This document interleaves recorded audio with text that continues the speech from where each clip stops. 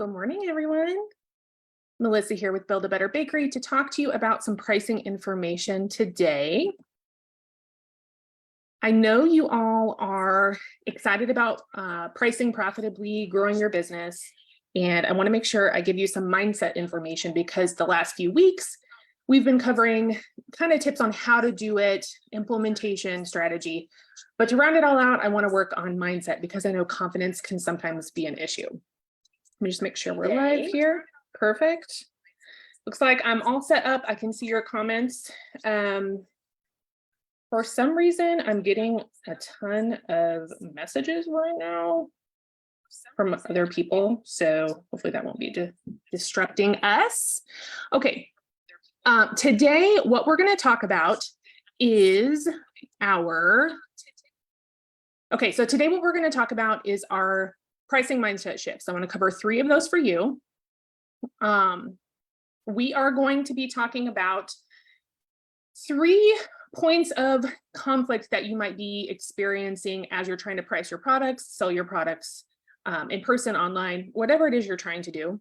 If we build a better bakery, if you're a baker interested without burning you out, then you're in the right place. You can throw up your hashtag replay and I'll know that I want to ask, are you someone who has trouble charging? Sure, because you've looked at the numbers, and you're not really bringing in any, and everything's been said and done. You realize kind of a big problem because some of the mindset that, because we're not and although it is kind of common, it is an issue that makes it difficult for some bakers to ever reach able to figure and of actually charging prices that are going to keep one that treats their clients with the best products around, right? I think most of us have those goals for our business.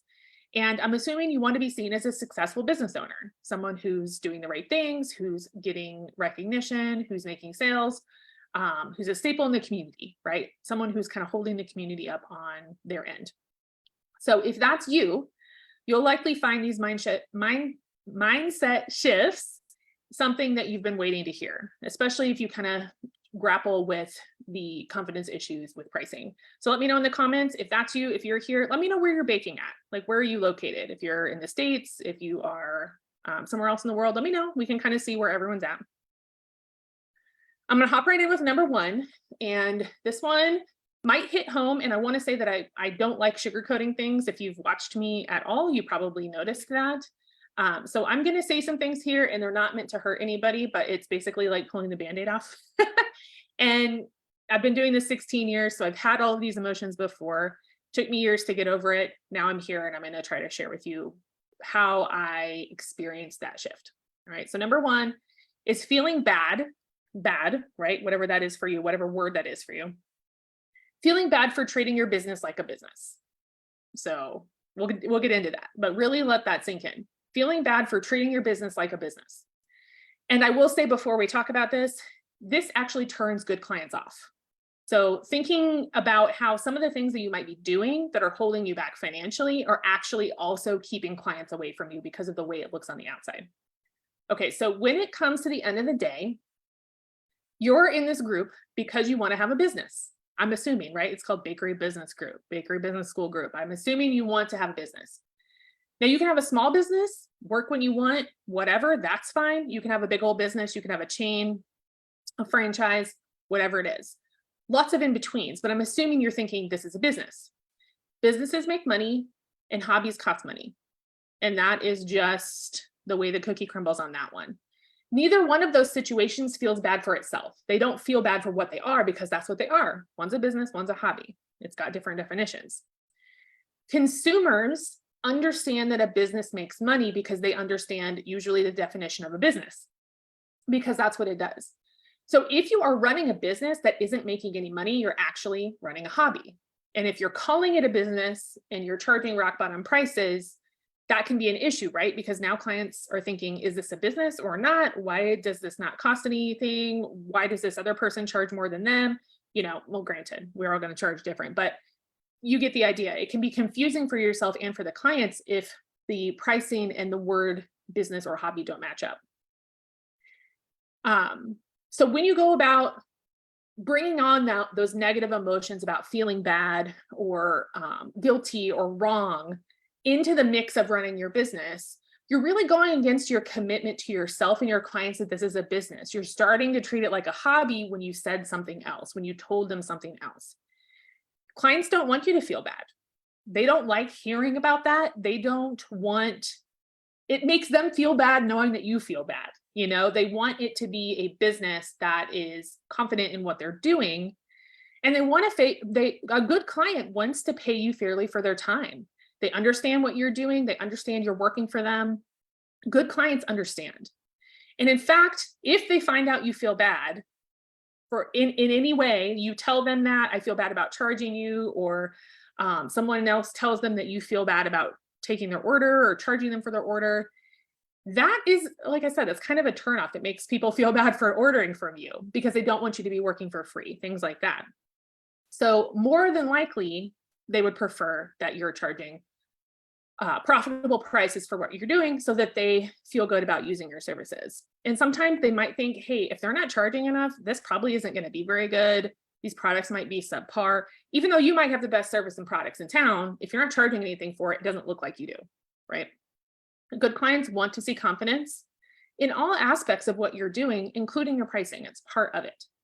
So let's also remember that when it comes to product pricing, there's a lot of psychology that's wrapped up into this. We talk about it in the elites. It's a whole training session about different psychologies of the numbers you're using. How big are they? Where are they placed on the menu?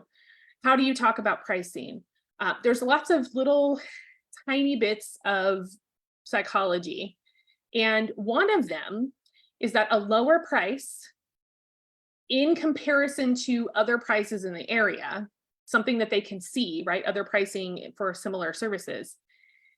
If it's lower, they're going to think it's less quality, almost always. Now, can everyone afford the higher prices? No, but that's just because all clients are not going to be your clients. That's okay. That's normal in business. But the lower prices, they're going to equal less quality. That's just part of the psychology of it. So know that if you feel bad, if that's something that you do consistently, I want you to try to take that emotion. Like if you're feeling bad for your clients, I want you to take that emotion and turn it around and point it towards yourself try this a couple times, okay? And realize that you may not be respecting yourself and you may not be respecting your own time and your energy. And that's not okay either. So feeling bad for them and just sacrificing yourself, that's not healthy. That's not going to lead to a successful business, right? You're going to burn out. You're going to be upset. You're probably going to quit because you won't have any money. You're going to be paying for your business, things like that. So try to turn the lens and realize, hey, if I'm going to feel bad for anyone, maybe I can feel bad for myself for once and actually do something about it. So that's my talk on feeling bad. I know that's really common. Let's move on to number 2. Being relaxed about pricing because you think it will magically all work out, right? Like, I got that order, no worries, we'll price it, whatever. That's just not really realistic. It can be, when it comes down to nickels and dimes, that can be a real problem later on. It's a great way to disappoint yourself too, because you think it's going to be a certain way, but then it's really not because you kind of fudged the pricing and you kind of messed around when you were talking to them. And I will say that if you have employees, of course, you don't want them doing this, right? You want the price to be the price. So try to kind of train yourself to continue to let the price be the price so that you don't expect a certain number and not get it just because you didn't have a strong boundary around your prices. So this goes back to the magical thinking pitfall, which we talked about, I think it was 2 weeks ago, or maybe it was last week, when it comes to pricing the right number or pricing whatever, right? So stores don't go doing this for fun, right? They have a price, it's a price. It's in the system, it's the price. There isn't anyone saying, it's just $1. Now, if you go to a mom and pop store and someone's trying to get rid of extra product, I mean, maybe they're doing those kinds of things, but we want to try to stay away from that in this arena because it can get out of hand. And I'll give you an example of what that might look like. And I can understand a lot of people say, hey, but I'm at cash markets all the time. I'm a vendor. Some people have $20 and it was 21, so I just take the 20. I get it. Like I can understand that, but a lot of people pay with cards now. So there's really, not a lot of opportunity to be doing that kind of back and forth haggling or lowering prices. You do what you want. I just want you to know that every time you do that, it's like you're pulling dollars out of your own pocket and putting them on the table for someone else to take that were meant to be in there to pay the bills. So just keep that in mind every time you offer something like that. I want to give you an example of rounding down. Let's say you're going to round down by like $1. And it might not feel like a lot every time you do it, but let's say you regularly over time, you're giving about a 5%-ish discount, just all the times that you're rounding down on quotes or prices because maybe you want an even number or you feel better, right? You don't feel bad about it. You feel better about it because you took a little bit of money off, whatever it is. That 5% could literally add up to the profit you were meaning to save back for your business growth. That could be enough to pay for your insurance for the year. That could be enough to hire seasonal help. It really does add up over time. And I want to give you a quick example. Let's say a cake comes up to 95 bucks. You've quoted it out, 95, that's the profitable price. But you go with 90 just to make it even. You want to give them a little something, whatever. So in that scenario, that's about a 5% discount for no reason, right? You just kind of threw it in there for no reason. So let's say you make about $30,000 a year baking. That's, if you're doing it full time, that's pretty good. We can hit that.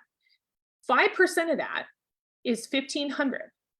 So you've just kind of thrown away 1,500 bucks for no reason, just because you felt like doing it. So the relaxation, the negative emotions can literally take money out of your pocket. And I want to try to ask you to continue to price profitably and ask for that profitable price without discounting it. It just adds up. We want to be exact. We want to make sure that we are confident in keeping it what we need. The reason the numbers are there is because that's what you need, right? Okay. Let's move on to number 3.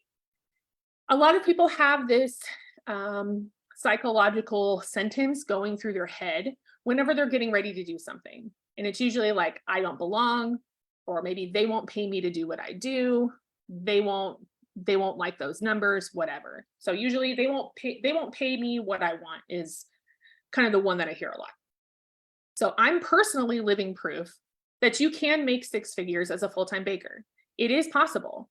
Is it a lot of work? Sure. I mean, you actually have a full-time job. That's what you're doing. You can do this from home, which is what I did. You can have a family and pets and a spouse and hobbies and a life. Now, granted, you do have less free time. Okay. Your weekends get kind of hectic. You are busy, but it can be done. And this is something that I think is available to most of you if you're willing to set yourself up for it and then do the work to get there, right? We gotta have all the little pieces in place, and then you just gotta basically start chugging it out. So granted, I know we all have different strengths and journeys. Like I've gotten to work in lots of bakeries, lots of commercial situations. I've gotten to be a part of a lot of different environments to learn quickly what it is I like to do, what I'm good at, to be able to be here to help you all and train you all in all these different environments that you might be experiencing yourself. That was my journey. I have fine art degrees. I didn't go to culinary school, self-trained. Got paid to learn essentially in all of these bakeries, got to have managerial positions in these bakeries, things like that.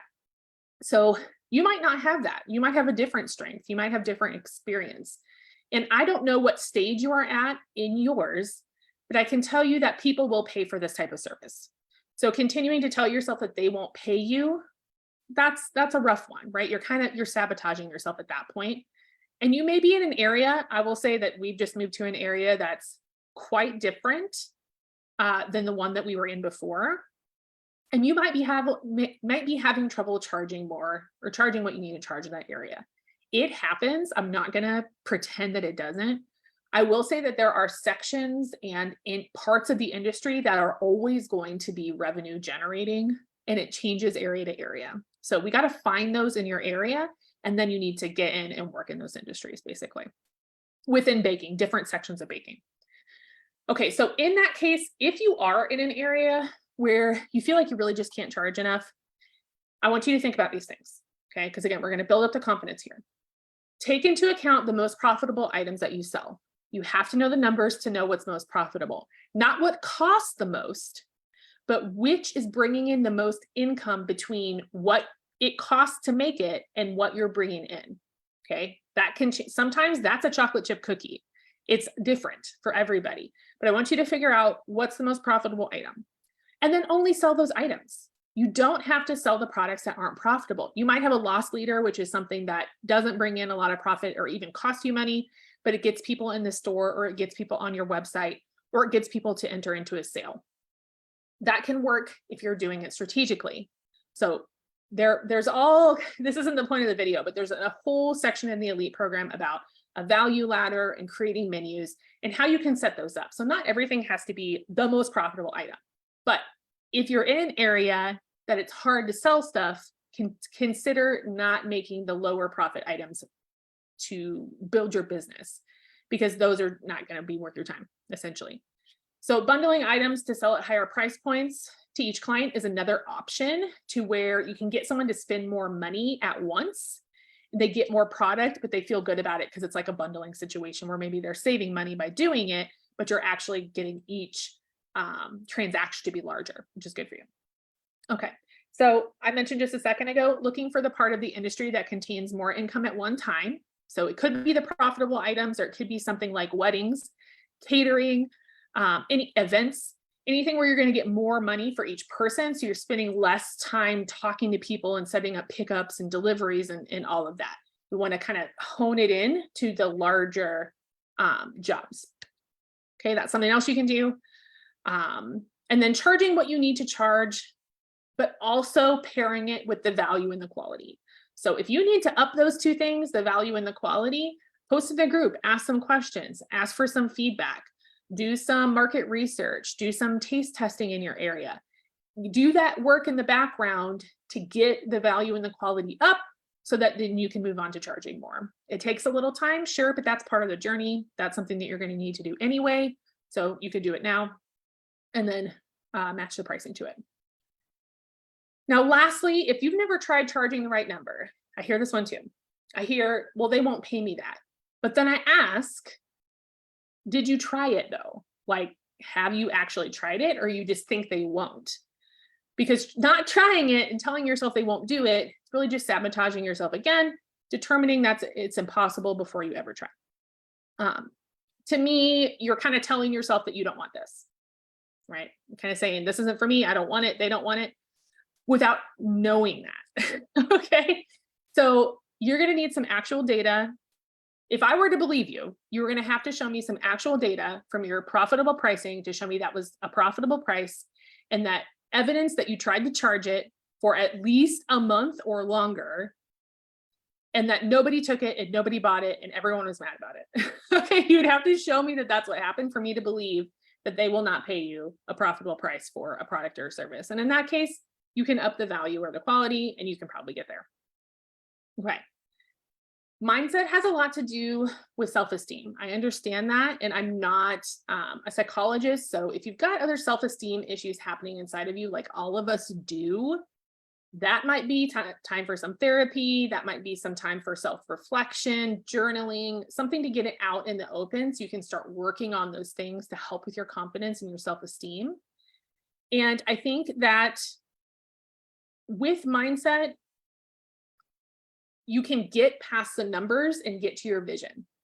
So sometimes that's what it takes to kind of jump over the hurdle of the actual information so that you can start building your vision and then working towards the goals that you've set, which is really important in business. If you don't charge enough, you'll either work for free or even pay to run your own business, which I've seen multiple times. They don't even know it until we run the numbers and they realize I'm actually paying people for their orders at this point. I'm charging $10, but it's costing me $15.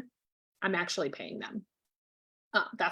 Doesn't feel good, but once they hear the information, they think their mindset changes and they think, I can't do this to myself. I have to respect my time, and they start changing things. Another thing, if you're not charging enough, you're never going to grow outside of what you're doing. It's going to be really hard for you to scale, to add new things on, to hire, to get a new tool to help you with your business. You're never going to get the traction because there's not going to be any cash flow. Or you might just close, right? You don't have any money, you're closing, it doesn't feel good because you're not making any money. You're wasting, you're spending your time away from your family or friends and nothing's coming of it, right? It's not fruitful. There aren't many avenues that you will like if you don't charge enough. It's just not fun. So I'm trying to help you through that today.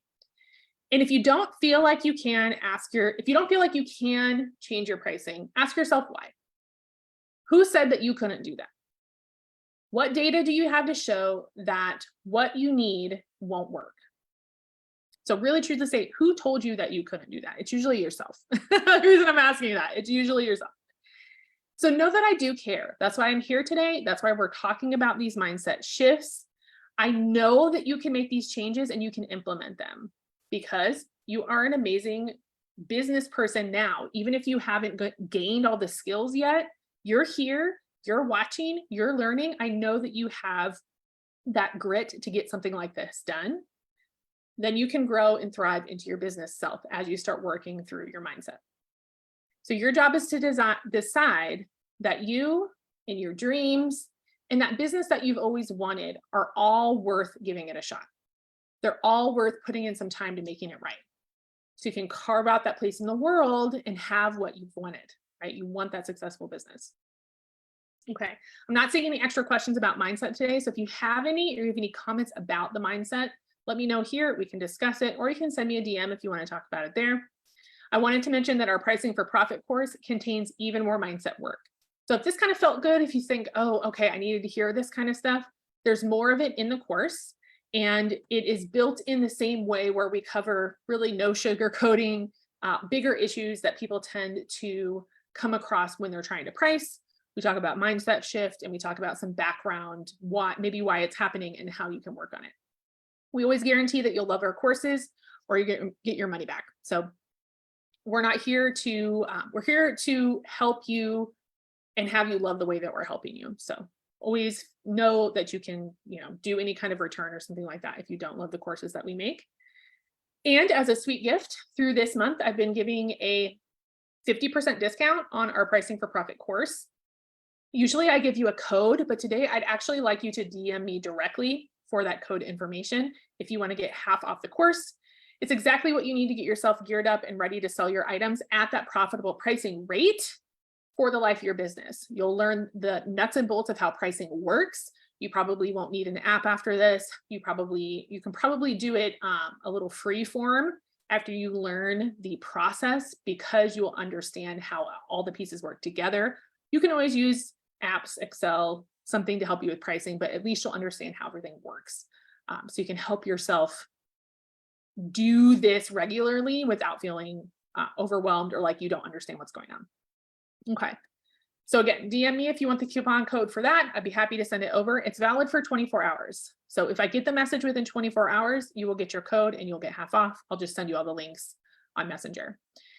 If you are curious about commercial space, I get a lot of questions about moving into a commercial space, or you just have a timeline set up that you want to open one for yourself or even someone that you know. I am releasing a new course soon called Cottage to Commercial, helping bakers move into commercial spaces. All of the coaches from the Elite program came together and put their information into it. It's a really thorough, fun course to take if you're interested in commercial.